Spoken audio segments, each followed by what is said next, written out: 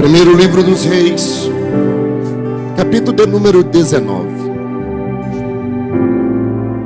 Estamos chegando no final desta série.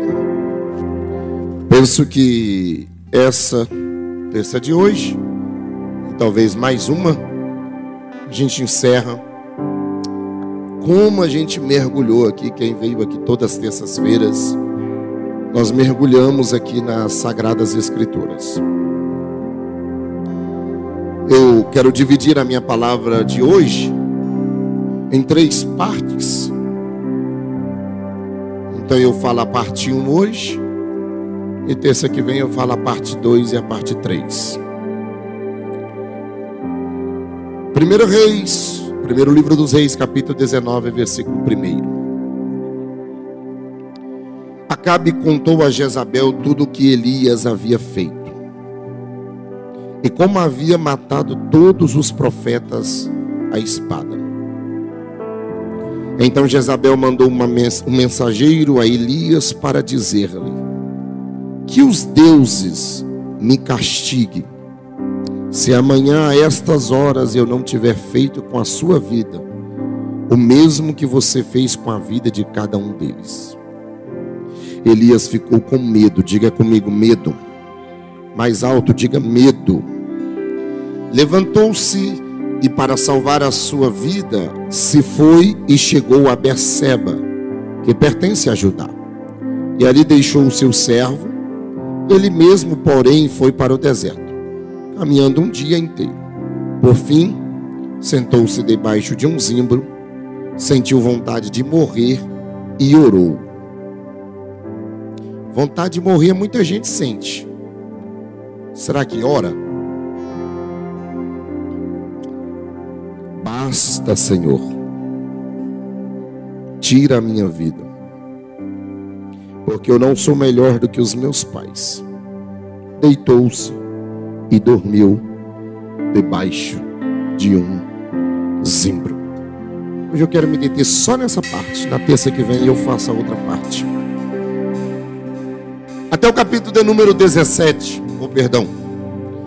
do capítulo 17 até o capítulo de número 19, Elias é o profeta. Elias é o camarada do momento. É o camarada que coloca o dedo na cara do profeta, do rei Acabe, e diz para ele que não vai ter chuva.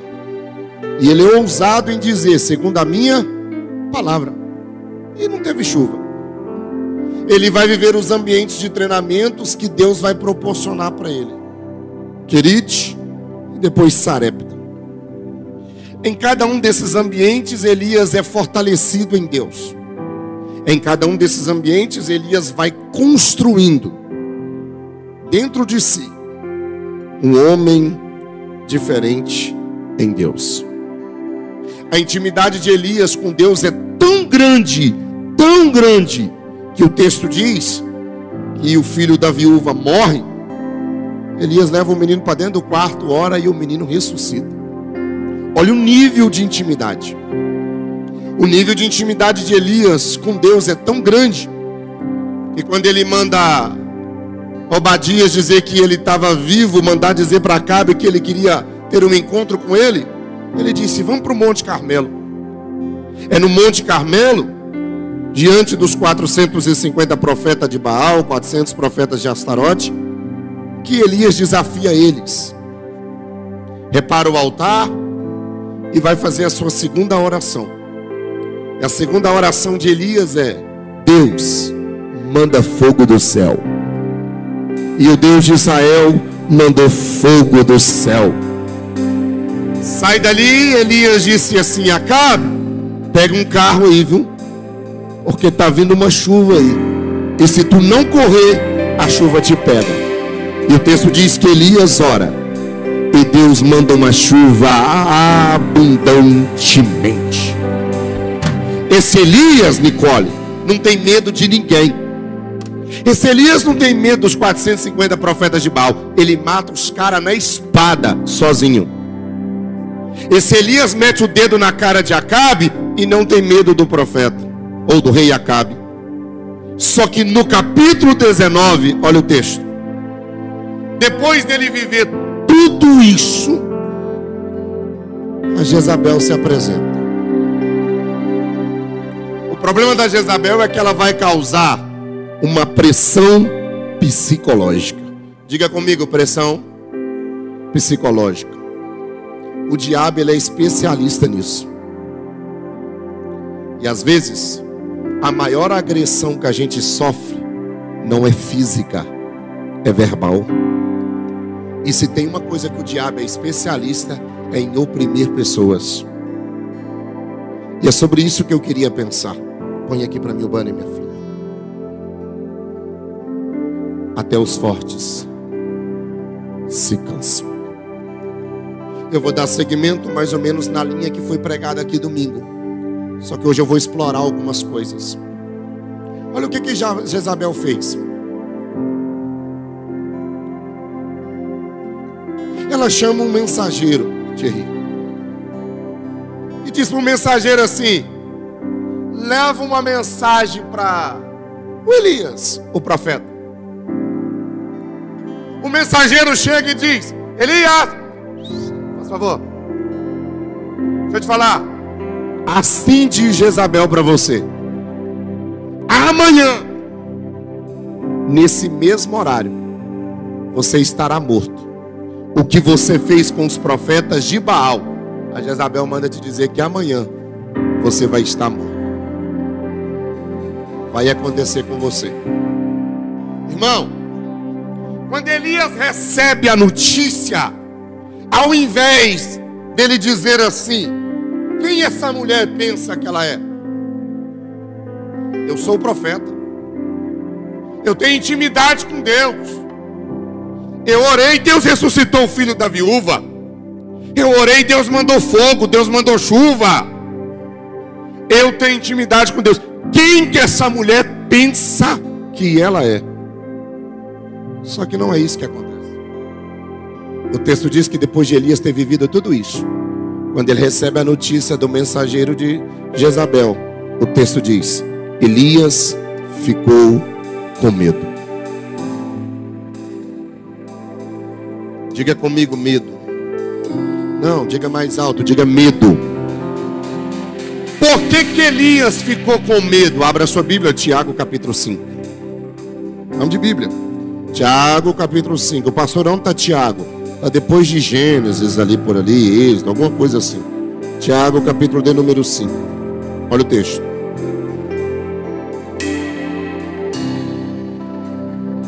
Capítulo 5, versículo de número 17. Elias era um homem semelhante a quem? A quem? Preste bem atenção. Elias era uma pessoa sujeita às mesmas paixões, aos mesmos sentimentos, às mesmas dores. Elias era alguém igual eu e você, de carne e osso. A coisa mais difícil da vida é você querer ser uma coisa que você não foi chamado para ser. Você não foi chamado para ser uma máquina. Você é um ser humano. Deixa eu te fazer uma pergunta. Alguém aqui fica triste? Só quem já ficou triste ou fica triste? Levanta a mão assim. Olha, tem gente que não fica triste. Parabéns. Alguém já ficou decepcionado aqui? Alguém aqui já teve vontade de chutar o balde? Não, chutar o balde não, chutar a casa inteira. Ok. Alguém já teve vontade de querer parar? Abandonar tudo? Largar tudo assim e comprar uma passagem só de ida, sem saber? Sabe por quê? Porque você é um ser humano de carne e osso. Então a gente viu o Elias, o camarada que orou e Deus mandou fogo, mandou chuva. Se eu terminasse a série e não tivesse essa parte da vida dele, a gente ia dizer: ah, esse cara então era um anjo. Esse cara não tinha problema. Só que o autor fez questão de contar um capítulo 19 para dizer que Elias é que nem eu e você. Ele teve medo. Deixa eu te fazer uma pergunta. As maiores franquias do mundo hoje de filme, quais são? Quais é? As maiores franquias de filmes hoje no mundo. É a dos super-heróis, não é? Marvel. Por quê? Por que é o que mais fabrica, produz filme? As bilheterias do cinema lota. Porque os super-heróis, a Mulher Maravilha, Superman, o Batman, eles não têm problema. Eles não têm dor. Eles não têm frustração. Eles não têm nenhuma dificuldade. Só que eu não vim pregar hoje para Superman aqui. Aqui não tem super-herói. Aqui não tem Mulher Maravilha. Eu estou pregando para a gente aqui essa noite que você é super. Não. Você não é super em nada. Você é um ser humano. E como ser humano a gente tem fragilidades. A gente tem dores. A gente tem dificuldades. A gente tem fraqueza. O mesmo profeta que matou 450 profetas de Baal sozinho na espada é o mesmo profeta que quando ouve a Jezabel falar, vou te matar, ele fica com medo. O que acontece com Elias é que ele entrou numa crise. Diga comigo, crise. Diga mais alto, crise. Deixa eu te contar uma coisa que você não sabe. Eu tenho certeza que você não sabe. Nem todo dia você está bem.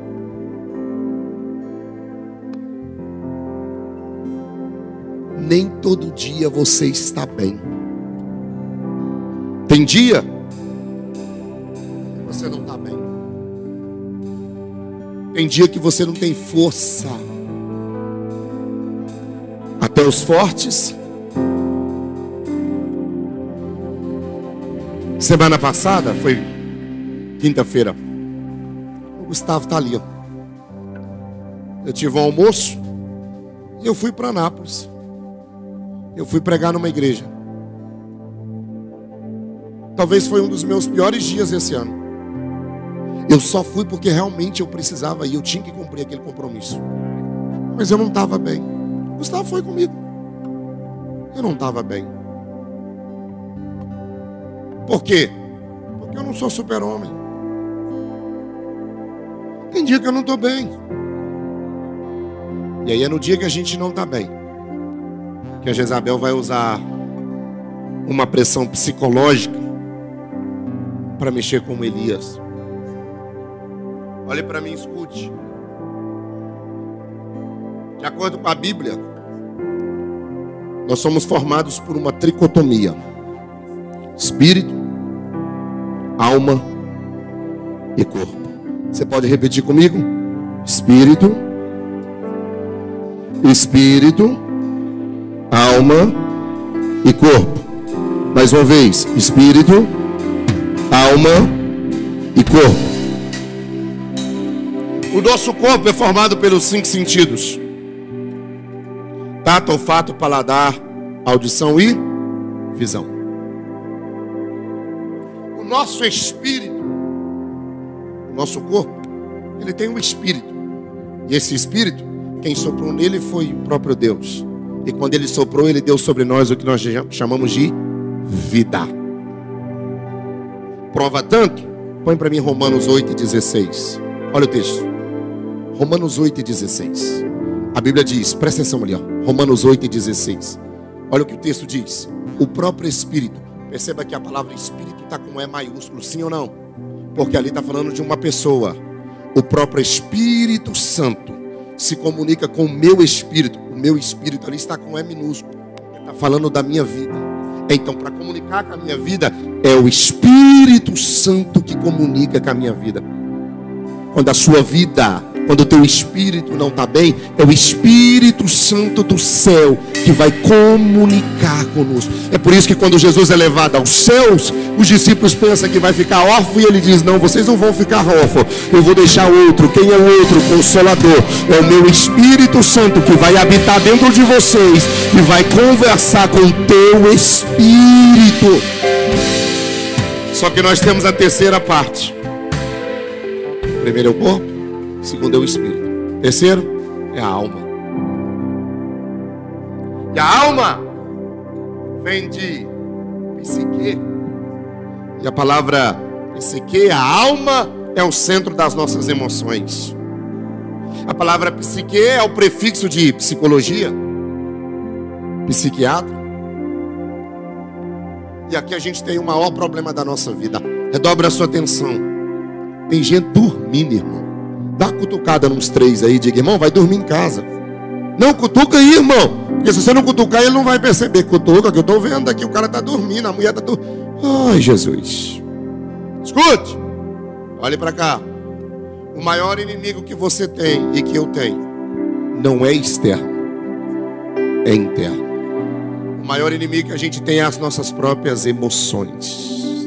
Então olhe bem para mim, porque eu tenho uma coisa para te informar. Você não é uma máquina. 3 pessoas. Você não é uma máquina. Ainda que alguém olhe para você, Rosana, ainda que alguém olhe para você, Caroline Rocha, e diga: você é bom demais, você canta demais, você prega demais, você faz isso muito bom, você é ótimo no que você faz. Mas você não é uma máquina. Você continua tendo emoções. E quem tem emoções tem dificuldade, sofre, tem dor, tem um monte de situações. E é sobre isso que eu quero pensar hoje. É por isso que eu disse que a minha palavra de hoje eu vou dividir em 2 partes. E a primeira eu quero pensar sobre isso aqui. Até os fortes se cansam. Elias está com a sua alma sangrando. O que ele ouviu de Jezabel afetou sua vida. Irmão, tem dias que por mais que você ore, por mais que você jejue, por mais que você leia a Bíblia, por mais que você faça tudo certinho, você quer fugir, você quer sumir, você quer desistir, você quer morrer, você quer desaparecer. Eu não sei você, mas eu já tentei fugir umas 50 mil vezes. Eu já tentei parar um monte de vezes. O Elias aqui, ele fugiu só uma vez.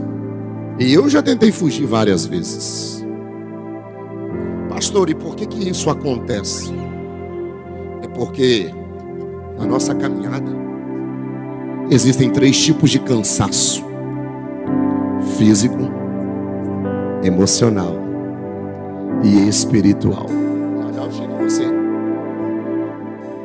Existem 3 tipos. Diga comigo: físico. Não, você pode dizer mais alto. Diga físico. Nossa, mas você tá com frio. Diga mais alto, irmão, para reagir. Diga físico, emocional e espiritual. Para você gravar mais uma vez, diga físico, emocional e espiritual. O que seria um cansaço físico? O que seria um cansaço espiritual? E o que seria um cansaço emocional? Eu confesso para vocês que eu queria que a pastora estivesse pregando aqui hoje, porque ela é uma psicóloga, futura psicóloga. Ela tem muito mais gabarito do que eu para falar isso aqui hoje. Mas ela disse: não, é tu. Eu falei: tá bom, me dá umas aulas e aí eu falo. Mas o que é o cansaço físico, emocional e espiritual? Nada mais é do que uma sobrecarga. É uma sobrecarga. Há 3 meses atrás, eu chamei um eletricista aqui na igreja para a gente ligar a fiação do ar. Quando ele chegou, ele olhou aquele quadro que está lá no fundo. Ele abriu o quadro, pegou uns aparelhinhos, colocou lá e disse assim: pastor, eu não posso ligar esses novos ar, essa estrutura aqui. Eu disse: por quê? Ele disse: porque vai dar sobrecarga. Se eu ligar aqui, quando o senhor ligar os 5 ar de uma vez, vai cair a energia. Isso pode dar um problema muito sério. pode queimar um monte de coisa, você pode ter um prejuízo muito sério. Aí eu disse, e aí? Ele disse, então vamos passar uma rede nova, vamos construir uma nova parte elétrica, para que evite uma sobrecarga, e para que o senhor tenha cultos, eventos, reuniões, sem ter nenhum tipo de preocupação. Às vezes você já se deparou com isso na sua casa. Por exemplo, a gente teve isso aqui ano passado. Quando a gente ligava, não tinha esses 2 ar preto, a gente ligava esses 3 aqui, os 2 ar que tem aqui e os 3 do Kids, caiu um abençoado de um disjuntor ali. Aí a gente achava que era o quê? Ah, o aparelho queimou, o equipamento queimou. Mas na verdade está ali o Gineton, que é um aspirante em eletricidade. Às vezes a gente pensa assim, não, queimou. Mas na verdade não queimou. Existe dentro daquele quadro ali uma peça chamada de disjuntor. E qual é a função do disjuntor? É que quando você liga tudo e ali não suporta, ele cai a chave. Quando ele cai a chave, o que ele está dizendo? Tem uma sobrecarga nessa rede. Pastor, às vezes é assim. O seu disjuntor caiu porque tem uma sobrecarga sobre você. Às vezes é uma sobrecarga no seu casamento. Quantos aqui já viveu ou vivencia crises no casamento? E é tanta sobrecarga sobre você, do seu casamento, do teu esposo, da tua esposa, que você já não está aguentando mais. Sobrecarga com os filhos, sobrecarga financeira, espiritual, emocional, ministério, sobrecarga. E às vezes o problema não está lá em trocar o disjuntor. O problema está na sobrecarga que você coloca em cima. É o Elias.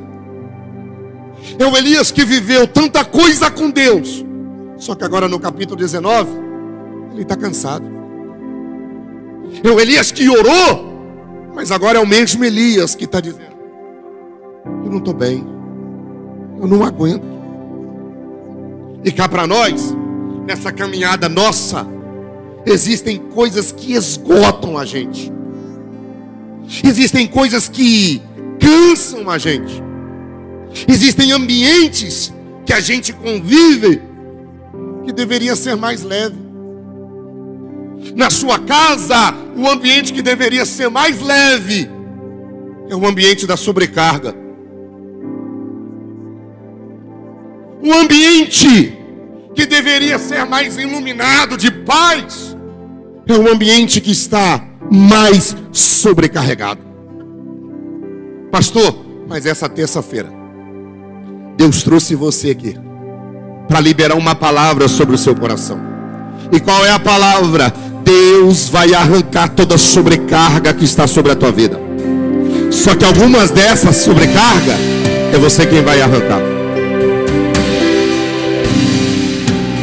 Tem coisas que Deus faz, mas tem coisas que é você. Vamos pensar um pouquinho aqui. Cansaço físico, emocional e espiritual. O que é um cansaço físico? É quando você trabalha muito, não é? Acúmulo de serviço. Eu não estou falando de uma pessoa que trabalhou hoje, terça-feira, e está cansada, não. Eu estou falando de alguém que vem de um acúmulo. Você está exausto, acumulando serviço, trabalhando. E o trabalho, em vez de te ajudar, está se tornando um fardo, está se tornando um peso. O cansaço físico, ele vem às vezes porque você não dorme, não se alimenta, uma vida sedentária. Só que, olhando para a Bíblia, biblicamente falando, você lembra quando Deus fez Adão? Ele faz Adão, coloca Adão dentro do jardim. Lembra a ordem? Cultivar e guardar. O que Deus estava ensinando para Adão é: o trabalho vai fazer parte da vida de vocês. Só que o mesmo Deus que fala para Adão cultivar e guardar É o mesmo Deus que depois de criar todas as coisas descansou. É o Deus que está ensinando para mim e para você que o descanso é necessário. O segundo tipo de cansaço é o cansaço emocional. E pasmem os senhores e as senhoras, nunca tivemos uma geração tão doente emocionalmente como a gente tem agora. Eu fui pesquisar essa tarde.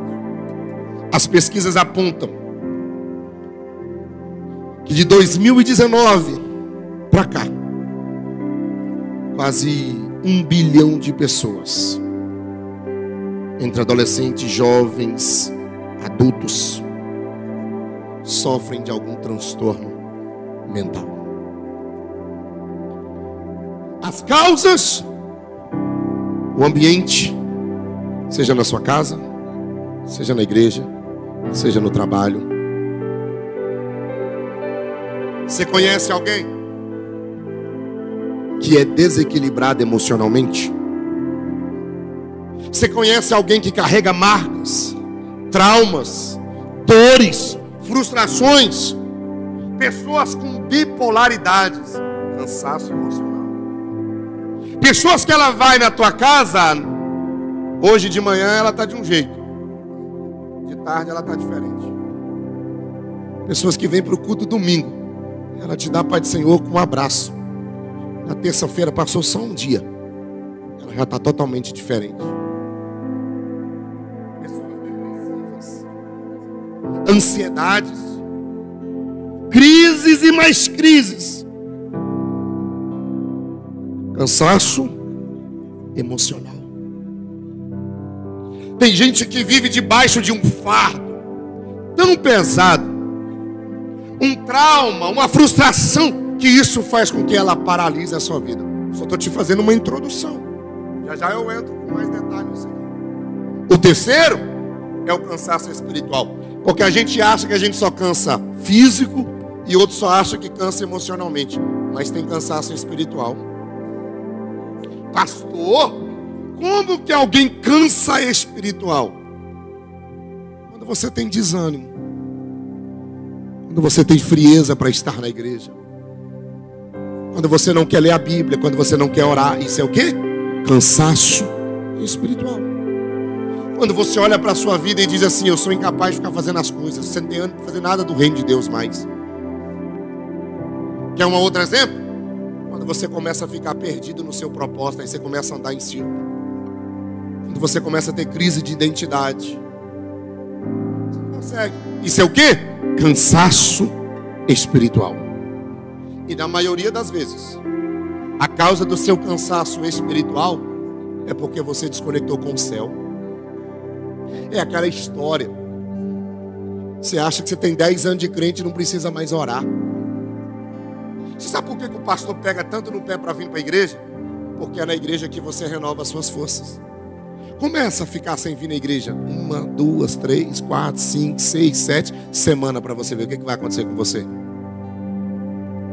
Porque é uma engrenagem.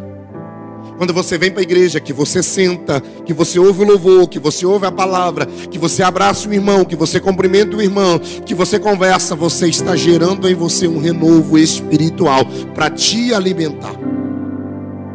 Aí a pergunta é: Bia, por que a gente cansa? Por quê? Por que a gente cansa? Por quê? Se eu canso muito, se eu trabalho muito, eu canso. Sim ou não? Se eu não tiro férias, se eu não durmo direito, se eu não descanso, eu canso. Aqui o doutor Ananda e Gabriel. Se eu não dormir direito, eu vou cansar. Mas por que eu canso emocionalmente? Por que eu canso espiritualmente? Abra sua Bíblia comigo, 2 Samuel, capítulo 21. Todos nós temos um cansaço. Todos nós. É por isso que eu quis dividir a minha palavra, porque não tem como eu falar do Elias que ficou cansado sem a gente entender o que é o cansaço na vida. Capítulo 20, 2 Samuel, capítulo 21, versículo 15. Olha o texto. De novo. Como é que eu começo o texto? De novo. Se é de novo é porque já teve uma vez. Os filisteus fizeram guerra contra Israel. Davi foi com seus soldados e lutaram contra os filisteus. E Davi ficou muito. Peraí, o Davi, o guerreiro, o camarada que com uma pedrinha derrubou Golias, o camarada que a Bíblia vai dizer que é o homem segundo o coração de Deus, o camarada que teve comunhão com Deus, é o Davi, é o maior guerreiro. Mas a Bíblia diz que Davi cansou. Davi cansou, Moisés cansou, Jesus cansou, um monte de personagens da Bíblia cansou. E você não cansa não?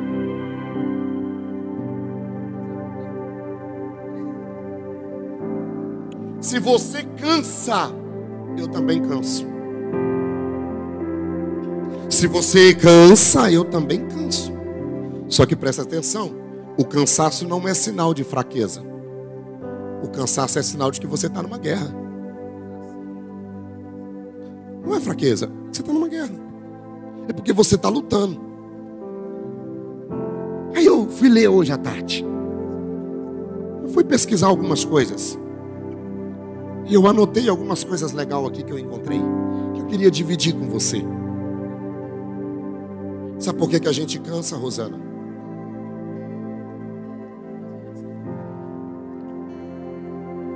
Porque a gente cuida mais dos outros do que da gente. Você entra demais na guerra dos outros. Aí quando chega a hora da sua guerra, põe o texto, você está como Davi, cansado. Presta bem atenção nisso aqui. Deixa a sua Bíblia aberta no 2 Samuel capítulo 21, do versículo 1 até o versículo 14. Davi está lidando com uma consequência de um fato que ele não fez. A Bíblia diz em Josué que Josué tinha feito um acordo com os gibeonitas. E o acordo era: a gente não vai tocar em vocês.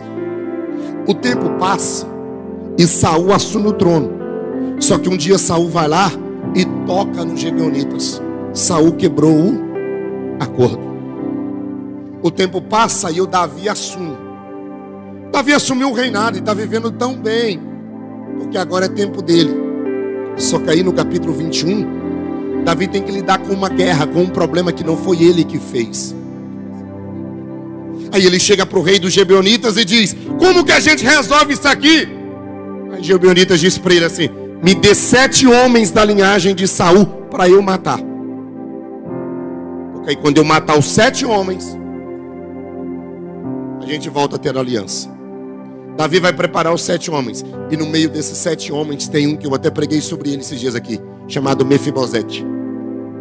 Aí Davi lembrou do pacto, da aliança que ele tinha feito com Jonathan. Não dava, eu não posso quebrar esse acordo. Aí eles vão conversando, ele vai se organizar. Só que o que vai chamar a nossa atenção é que Davi ficou tão apegado a esse problema, presta atenção, que não foi ele que fez. E aí olha o versículo 15.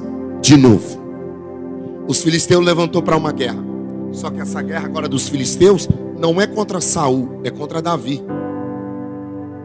O problema não é você ajudar alguém. O problema é quando você se compromete demais com uma guerra que não é sua. Esse é o problema. Quer um exemplo? Vou te dar um exemplo prático. Não tem problema nenhum você chegar em mim e falar: pastor, ora por mim. Não. Desde que você faça a sua parte. Não tem problema nenhum você vir ali na irmã Luzia e dizer para ela: ora por mim, segunda, quarta e sexta aqui na campanha de oração. Não tem problema nenhum. Desde que você também ore. Porque a guerra não é dela, a guerra é sua. Esse é o problema. Os meninos aqui criam um grupo agora de subir no monte todo sábado. Não tem problema nenhum ele subir. O problema é você chegar no pastor Cleiton, no pastor Jones e dizer: sobe no monte para mim e ora por mim. E você ficar em casa dormindo. Porque a guerra não é deles, a guerra é sua. Então se a guerra é sua, você tem que pagar o preço por ela. Assim como Davi, eu posso te ajudar. Posso. Mas você precisa aprender a lidar com o seu problema. Por quê? Porque Davi ficou tão cansado por ter entrado numa guerra que não era dele, que quando os filisteus veio para a guerra, a Bíblia diz, e Davi estava cansado. Presta atenção nisso aqui que eu vou te falar. Você já brigou por tanta gente, você já orou por tanta gente, você já fez campanha por tanta gente. Quantas famílias, quantos casamentos já te pediu ajuda e você sentou para aconselhar? Quantas vezes você tirou dinheiro do seu bolso para ajudar alguém? Quantas vezes você estendeu a mão para ajudar alguém? Quantas vezes você ajudou pessoas? Quantas vezes você discipulou alguém? Quantas vezes você pegou o telefone e ligou para alguém, dobrou o joelho e orou por essa pessoa? Quantas vezes? Só que no dia que a sua guerra bateu na porta, você não tinha força para lutar. Esse é o problema. É porque quando a gente se envolve demais com os problemas dos outros, a gente não tem energia para cuidar dos nossos problemas. E isso gera um cansaço. Aí quando o problema bate na sua porta, a crise, você diz: eu não dou conta. É porque você preocupa mais com o dos outros. Sabe aquela esponja que você usa para lavar as louças? Você parece uma esponja. Você vai absorvendo o problema de todo mundo na sua vida. Você vai ajudando. E vai ajudando. E vai ajudando. Só que daqui a pouco você não tem mais força. Aí você começa a ficar estressado, cansado, fadigado, irritado. E aí você começa a culpar Deus, começa a culpar o diabo, começa a culpar a igreja, começa a culpar o pastor, começa a culpar a esposa, o esposo, todo mundo, de menos olhar para você e dizer: mas peraí, olhe bem para mim. Sabe qual a guerra que você tem que comprar? Quem é casado, compra a guerra do seu esposo, da sua esposa, dos seus filhos. Pastor, eu não tenho como comprar guerra para meu pai e para minha mãe. Eu não. Eu posso ajudar, mas eu não posso. Eu não posso colocar minha mão aonde Deus está mandando, onde Deus está querendo trabalhar. Tem gente que ainda não mudou de vida porque você tapou na mão. Tem gente que você está orando para Jesus mudar, transformar, salvar, libertar. Só que você fica carregando a guerra dele. Aí Jesus está dizendo: o dia que você soltar, eu tento. Você está se comprometendo tanto com a guerra e isso está te cansando. Aí você está olhando e dizendo: eu estou tão cansado. Irmão, guerra de parente, de mãe, de pai, de sogra, de sogro, de tio, de periquito, de cunhado. Irmão, guerrei por você. Pastor, você pode orar, pode. Você pode dobrar o joelho e dizer: Deus, visita a minha sogra. Deus, visita meu sogro. Visita minha mãe, visita meu pai, visita meu irmão. Deus, visita. Mas aquela guerra, ele precisa pagar um preço também. Segunda coisa que faz você cansar é você não entender que você está numa jornada. E essa jornada é a sua vida. E a gente cansa. Você já ouviu essa menina falar aqui, ó? Ela pregou esses dias aqui. Ano passado ela cansou. Mas ela, e eu, permita-me, minha filha, ela cansou num nível tão alto, extremo. Ela chegou e disse: pastor, eu não estou aguentando. E ela foi radical. Eu quero ficar, foi 45. Eu quero ficar 45 dias só sentada no banco. Eu não quero mexer com mídia, eu não quero pegar no microfone, eu quero ficar quietinho. Ela saiu do serviço, a rotina dela era casa, igreja, dormir, conversar com Deus. É isso. O pastor Jonathan falou uma coisa para mim aqui no dia do meu negócio do pastor aqui, no dia dos 4 anos de pastoreio. A nossa vida é uma estrada, mas não é asfaltada não. Ela é cheia de pedras. Esse é o problema. É que você acha que você nunca tem problema. E o maior erro nosso é não admitirmos, é não assumirmos. Não tem nenhum problema você cansar. João capítulo 4, versículo 6. Abre aí, para você ver o negócio. Não tem problema você cansar. Não tem. Ali ficava o poço de Jacó. Cansado da viagem, Jesus sentou-se junto ao poço. Quem? Se ele, encarnado como homem, o próprio Deus, cansou, por que você acha que você não vai cansar? Então, o primeiro motivo que te faz cansar é absorver o problema dos outros. O segundo motivo que te faz você cansar é você não entender que você está numa caminhada. E essa caminhada chama vida. E a sua vida cansa. O que a Rosana teve o ano passado é o que nós chamamos comumente de burnout. Síndrome do pensamento acelerado. É quando as pessoas não param. Não param. Ei, isso aqui é uma máquina. Isso aqui trabalha 24 horas. Mas isso aqui não. E deixa eu te contar uma história. Se essa máquina humana parar, você morre, eu faço o seu velório, a gente enterra e a vida vai continuar. Você precisa entender que você não é uma máquina. Você não precisa querer abraçar o mundo. Deixa eu te contar um segredo. Sua vida não termina hoje e nem amanhã. Deus tem um propósito. E mesmo que você diga, pastor, eu não aguento mais. Mesmo que você tenha a coragem de fazer o que Elias fez, Deus me mata.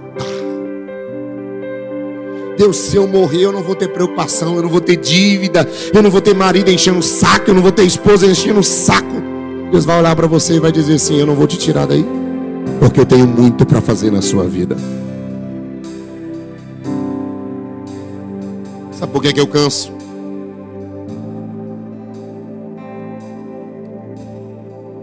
É porque eu não sei viver a vida. Eu estou te contando de um camarada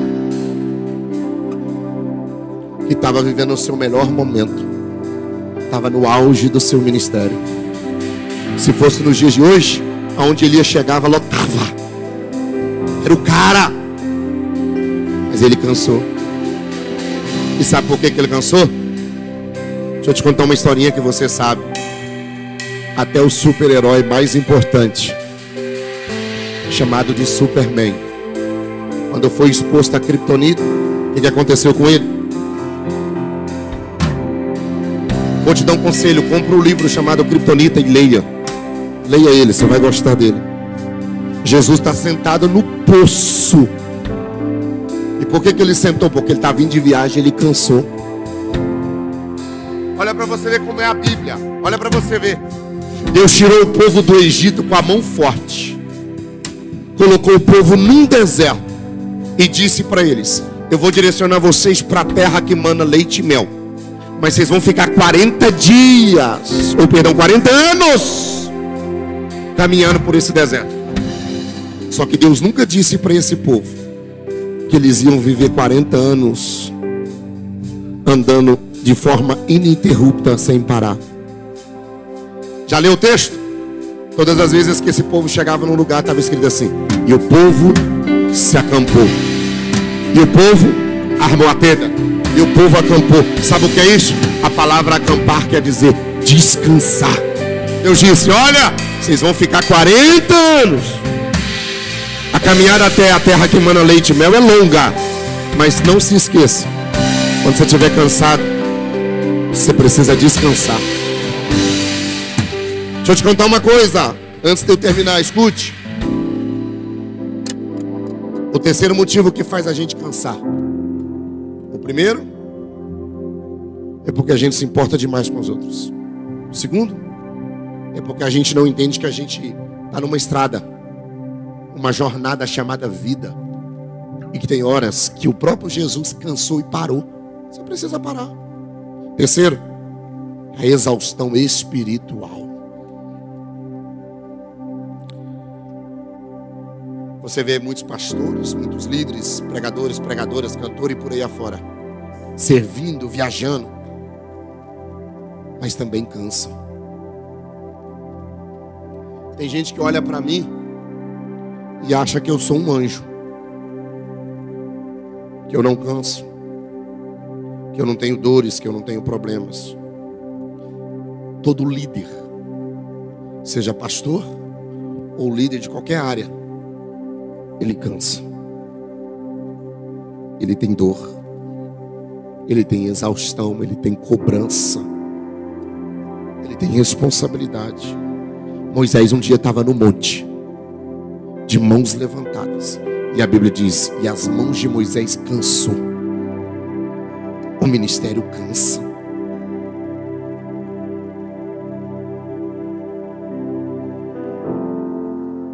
Quando você tem um problema no coração, você procura quem?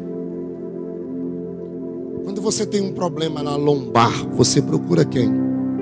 Quem? Fisioterapeuta. Aí por que quando você tem um problema emocional, você não procura o psicólogo? O psiquiatra? Por quê? Quem te contou, ou quem te contou essa mentira que depressão é coisa do diabo?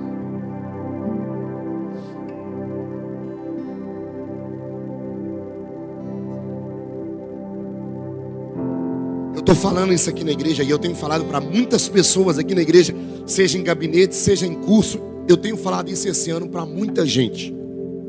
Quem tem ferida precisa tratar. Quem tem feridas precisa tratar. Porque quando você não trata as suas feridas, você começa a ferir as pessoas que estão ao seu redor. Eu sou o seu pastor. E se você sentar comigo naquela sala ali e conversar comigo, e eu entender por direção do céu que o seu problema é um problema para psicólogo, para psiquiatra, eu vou falar para você, procure. Nós temos aqui uma psicóloga que atende aqui toda semana. E deixa eu te contar uma outra coisa. Presta atenção. Ô Nando, você é profissional da área. Tem muitos profissionais aqui. Existe conduto de ética. Eu sou pastor. E dentro do pastoreio, dentro do bacharelado de teologia, você tem uma matéria chamada ética. A doutora Maxivana está aqui, trabalha no tribunal. Tem uma portaria lá sobre ética.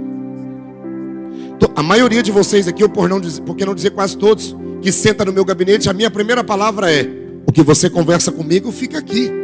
Conduta de ética. Eu não tenho por que pegar o seu problema e levar para alguém. Agora tem gente que, não pastor, eu não vou consultar com a psicóloga que atende na igreja, porque ela vai falar da minha vida. Ela conhece o Senhor. Aí ela pode me conhecer, mas ela vai quebrar o código? Você acha que ela vai chegar e vai falar para mim dos seus problemas? Eu sou psicólogo para ajudar? Agora você precisa entender que quanto mais tempo você demora para procurar ajuda, pior vai ficando. Conta-se uma história que numa pequena cidade o povo falava o tempo todo assim: pastor não tira férias. Pastor não tira férias. Aí mudou um pastor novo para a igreja. O pastor começou a ouvir essa história: pastor não tira férias, pastor não tira férias. De tanto ele ouviu, um dia ele chegou no culto e disse assim: irmãos, quero avisar toda a igreja que a partir de amanhã, segunda-feira, eu vou tirar 30 dias de férias. Uma irmã levantou no meio da igreja e disse assim: o senhor vai tirar férias? Nem Deus tira férias. O pastor disse: muito bem, Deus não tira não, mas eu vou tirar. Ela voltou e disse assim: mas nem o diabo tira férias. O pastor disse: por isso que a vida dele é um inferno, porque não tira férias. Olha o texto, 1 Reis 19, versículo de número 5.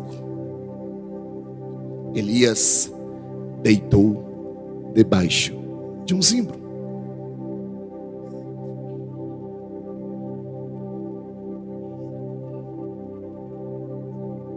Depois desse camarada viver tudo que ele tinha vivido, ele vai para o deserto, deita debaixo de um zimbro e faz uma oração. E ele está acostumado a orar, hein? E todas as orações que ele faz, Deus ouve e responde. Mas essa aqui, Deus nunca respondeu. Deus me mata. Sabe por que ele está aqui? Porque ele não tinha forças para lutar. Sabe o que te leva ao cansaço espiritual? Olhe para mim. Pressões diárias. Tem gente que me ouve aqui, que você já sofreu tanta decepção com liderança e pastores, que isso tem te causado um cansaço espiritual, emocional. Decepção. Quantas pessoas que me ouvem aqui essa noite, ou vão acompanhar pela internet, decepção com o seu ministério. Você acreditava, você criou uma fórmula, que você ia estar longe, que você ia viver isso e aquilo, e parece que as coisas não aconteceram, e você está frustrado, carregando isso dentro de você. Quantos aqui carregam o espírito de comparação? Quantos aqui queriam alguma coisa na sua vida e até agora não aconteceu, espiritualmente falando, ministerialmente? E você está dizendo, meu Deus, o que chegou? O que aconteceu comigo?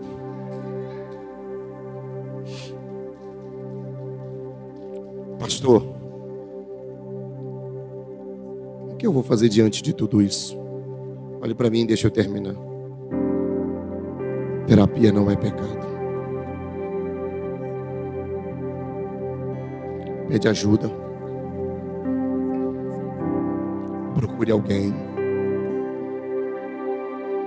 Se você está com problema na sua alma, reconheça. Olhe para mim, olhe para mim, olhe para mim. Aprenda a falar não. O não não mata ninguém. Tem uma coisa que eu e a pastora tem carregado esse ano. Segura. Uma coisa que eu e a pastora tem carregado esse ano, eu queria que você gravasse isso. Eu creio que a pastora já deve ter falado isso para algumas pessoas aqui na igreja.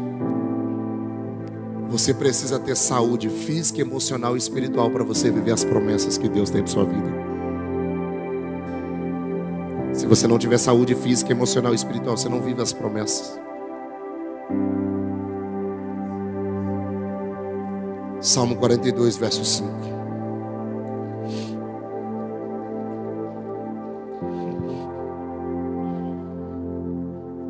Salmo 42, verso 5. Porque você está abatida, ó minha alma, porque se perturba dentro de mim.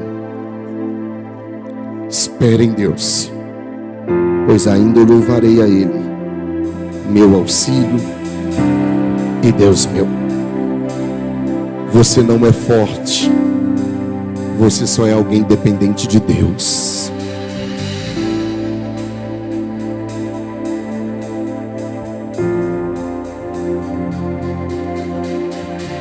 Reconheça que você precisa de ajuda. Reconheça que talvez você está vivendo um período de dores, seja emocional, espiritual ou física. Mas eu queria te convidar a cuidar de você. Sabe? Aquela mulher, Jesus senta porque está cansado no poço. Aí ele disse para os discípulos: vai comprar pão na cidade. Escuta, vai comprar pão na cidade. Porque vai chegar uma mulher aqui. E quando ela chegar, ela vai baixar a guarda. E eu vou cuidar dela. Curva a sua cabeça.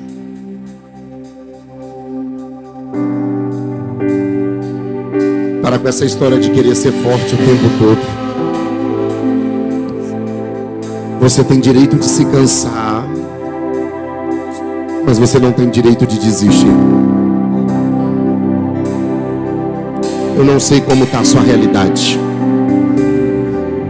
mas hoje Deus te trouxe nesse culto. E essa palavra é para mim e para você nessa noite. Até os fortes se cansam.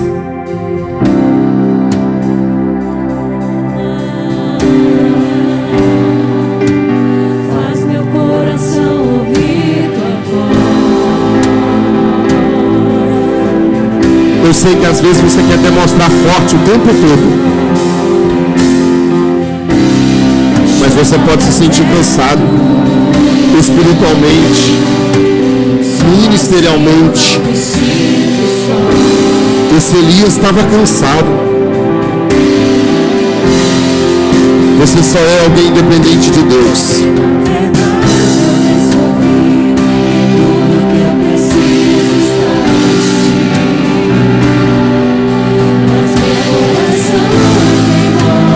Deus quer cuidar de você.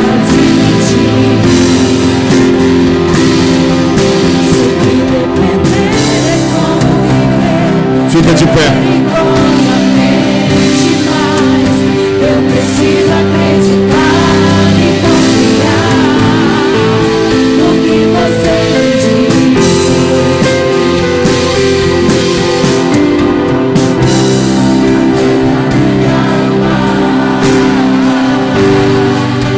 Faz meu coração ouvir tua voz.